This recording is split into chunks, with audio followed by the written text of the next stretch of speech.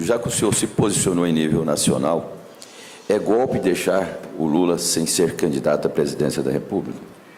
O quê? Não, no Lula não ser? É golpe, é não? Claro que não. Eu não considero. Olha, ele foi condenado, está preso, ele foi submetido ao devido processo legal, teve direito de defesa, amplo direito de defesa, o devido processo legal, e a justiça o condenou. Ele tem que cumprir a pena e não pode ser candidato.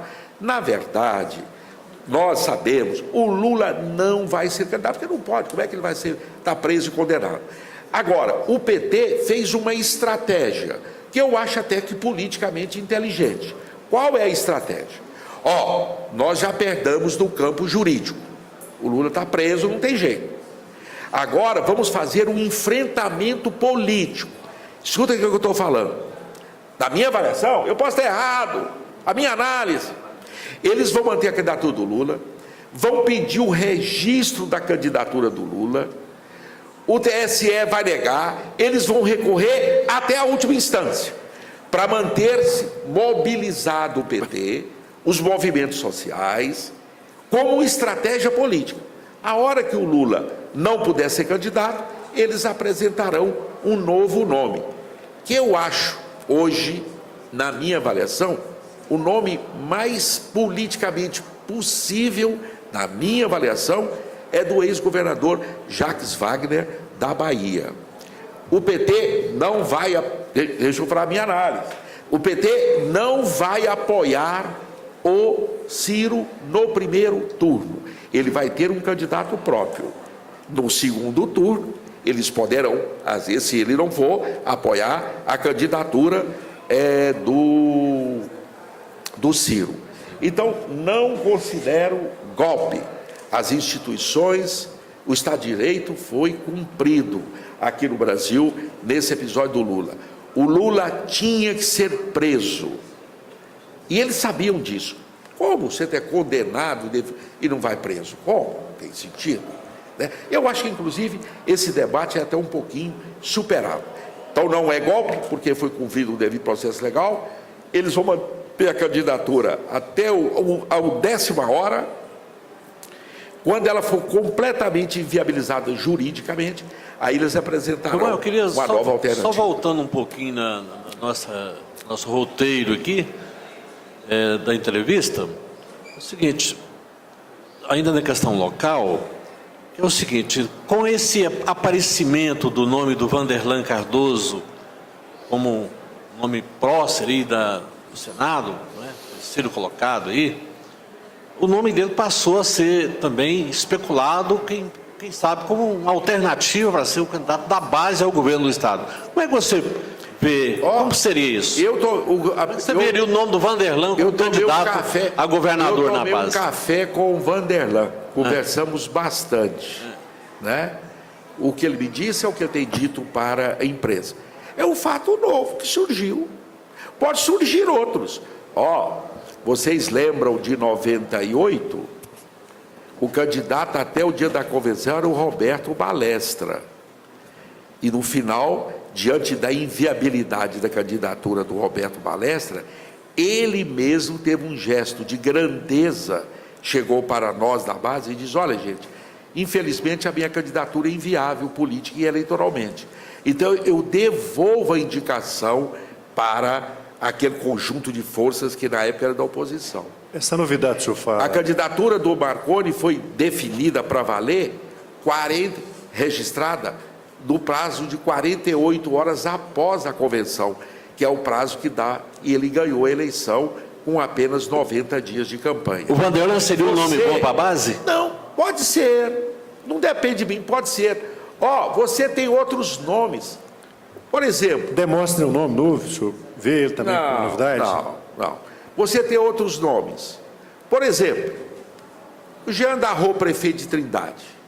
Será que ele não seria um nome para ser candidato? E é do PSDB. Não desincompatibilizou. Tem razão. Então ele está inviável. Você tem razão. Mas eu estou dando, você tem razão. Mas eu estou dizendo isso, é para dizer, ele, no caso dele, então, está inviável.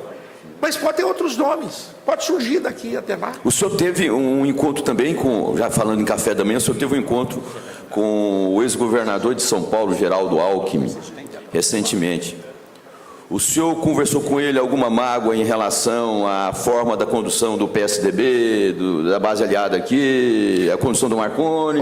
O senhor conversou em nível regional? No ano de 2017, eu tive vários encontros com o governador Geraldo Alckmin e um grupo de políticos nacionais da qual eu integrava, discutindo o ambiente político, etc.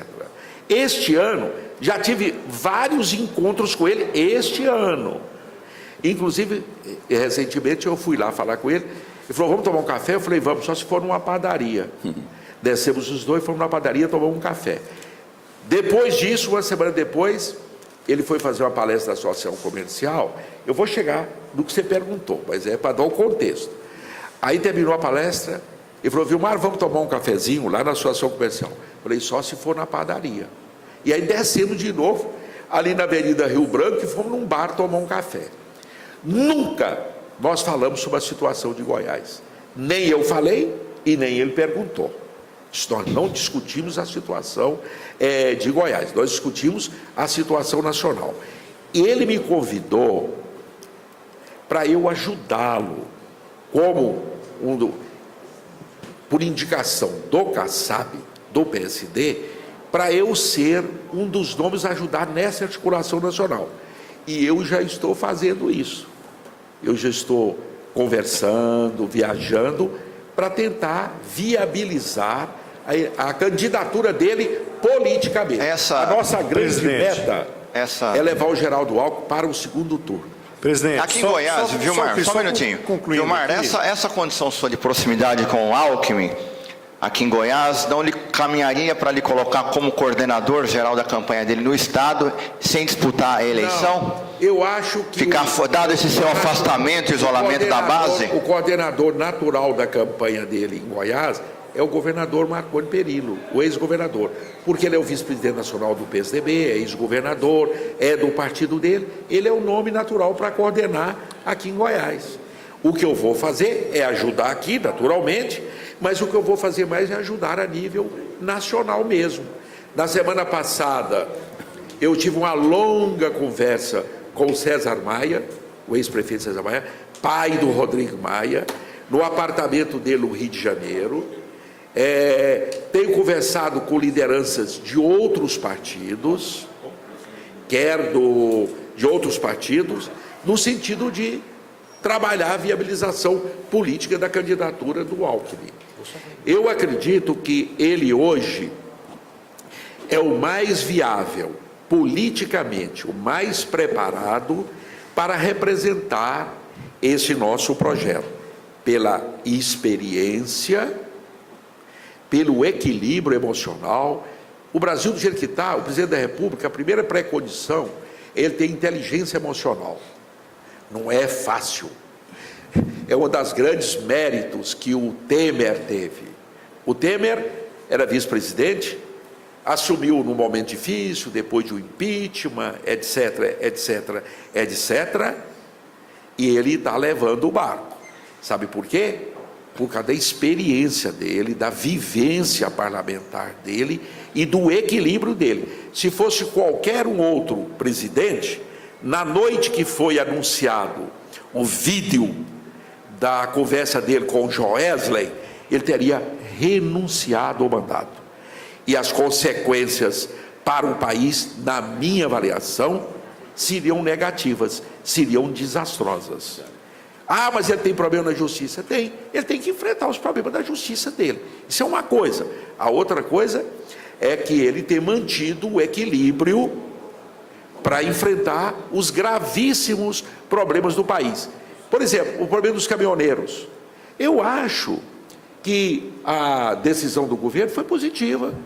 Atrasou um pouco, podia ter antecipado. Mas na hora que o problema surgiu, dialogou, reuniu, apresentou e acabou a greve. Presidente.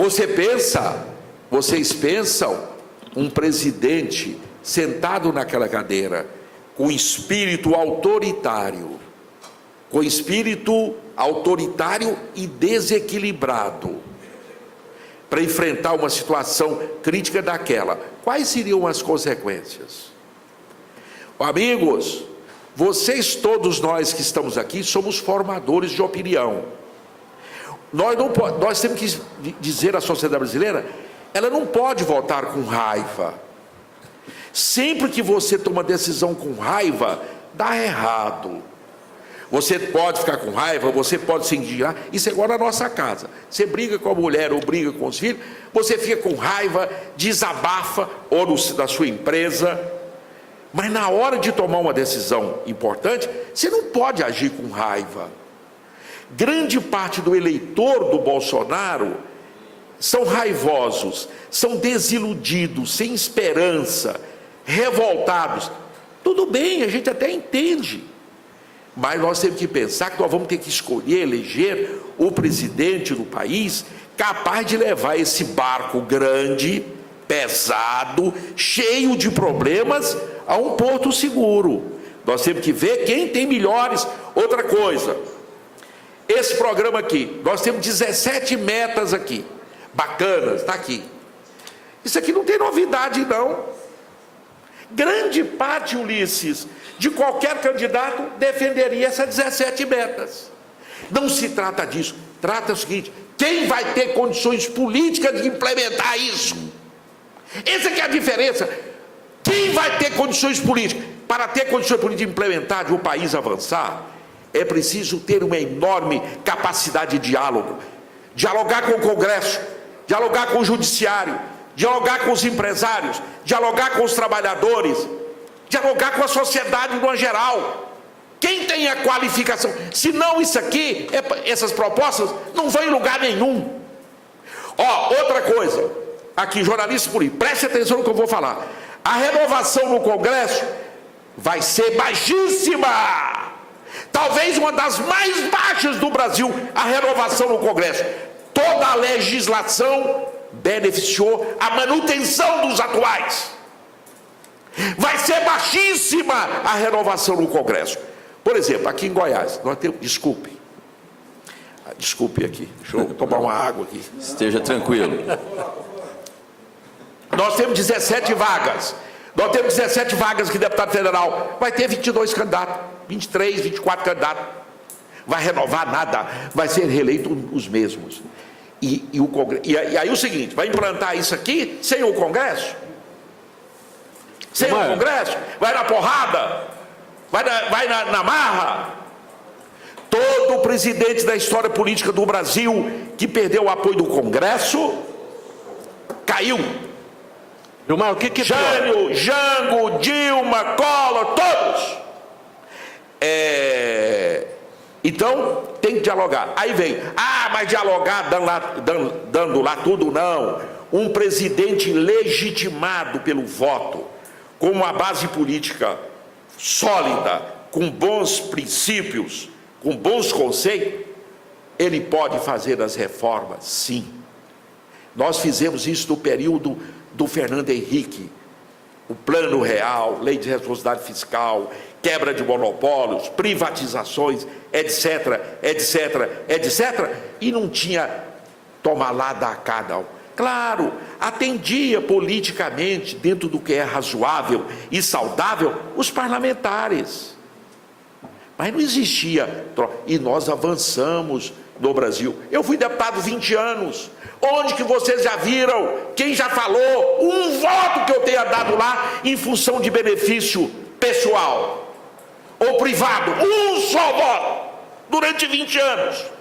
E como eu conheço lá dezenas de deputados e senadores, que votaram pensando que era o melhor para o país e não por vantagem. Claro que em qualquer grupo humano tem aquela turma, e essa turma até cresceu, que pensa em interesses privados, em interesses particulares, interesses grupais, interesses corporativos. Amigos, numa sociedade democrática, ela avança. Desculpe, eu vou empolgando, né? Deputado, o tema é interessante. Numa sociedade democrática, ela avança por acumulação, não é por ruptura. Deputado, traz um background A information. democracia tem mecanismo de você avançar sem ruptura. Deputado. A ruptura, ela pode ser insustentável. Deputado, traz para Desculpe, nós informações sobre a questão da história política de Goiás. O senhor participou dos 2 governos. Por que o Marconi rompeu com o Cidinho, de fato? O que aconteceu naquele governo? Eu acho que até é uma questão da gente nunca elucidou isso plenamente. Olha, vocês sabem, a segunda pergunta é, se o Zé Elton vencendo as eleições, ele romperia com o Marconi? Tem essa mesma possibilidade? É o seguinte, primeiro, ele rompeu porque ele não quis, naturalmente, seguir todas as orientações. O senhor sabe quais são essas orientações? A cartilha? Sei não. Cartilha? E segundo, se isso vai repetir, o tempo é senhor da razão. Presidente. Vamos esperar. João, só o seguinte, João, só para colocar ordem na casa, Isso. não estou dizendo que está sem peço ordem, não. desculpas aí, Mas é a questão do tempo avançado também. Eu queria fazer o seguinte, propor mais 10 minutos, aí cada um faça a sua pergunta, porque a entrevista já tem mais de 1 hora. E todos os profissionais têm a sua rotina de trabalho, aquela coisa toda. Tá tão bom que eu vou o seguinte. Quantas horas o seu relógio aí? Meu relógio é 11h42. Vamos terminar meio-dia em pontinho, 12 minutos. Então, para encerrar, presidente, eu vou fazer uma pergunta para o senhor aqui. Então, tranquilo. O senhor não foi muito claro para mim. O senhor falou que Demóstenes não é novidade. Por quê? Eu quero que o senhor explique por que Porque ele ele não já é. foi senador, porque aconteceu tudo que aconteceu, cada história, etc. e tal. É público e notório que não é isto, não é novidade, e etc. Então é isso. Não, né? Vilmar, queria saber o seguinte. Não, vou deixar para perguntar depois. Pode perguntar mais. Não, pergunta. Que pergunta é essa aí? Eu mudei de ideia. Pode fazer, Divino. Pode fazer. Já fiz a pergunta. O Divino está com medo de fazer a Eu pergunta. queria saber o seguinte. Ele já foi no assunto, já voltou. O seguinte, o que é pior para o Brasil? Certo?